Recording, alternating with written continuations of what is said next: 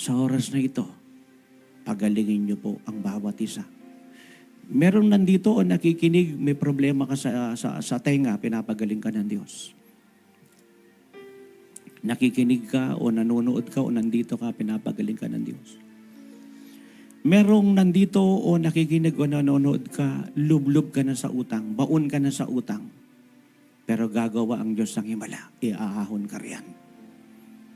Merong nandito nakikinig o nanonood na sa point of dying ka na, ibig sabihin in a hopeless condition, but the Lord is giving you hope in Jesus' name, the Son of the living God. At marami ang nagsasabing, hindi ko kaya. Mabigat ang aral. Hindi ko magagampanan, hindi ko magagawa.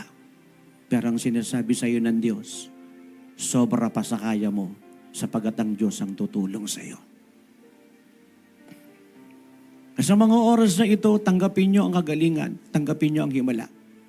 Kaya nababanggit man ang inyong karamdaman o hindi, tinamaan man ng word of knowledge o hindi, so receive your healing and your miracle now.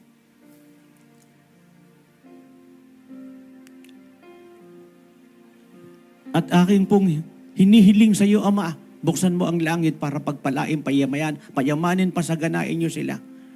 Mga karanasang dapat nilang maranasan nila.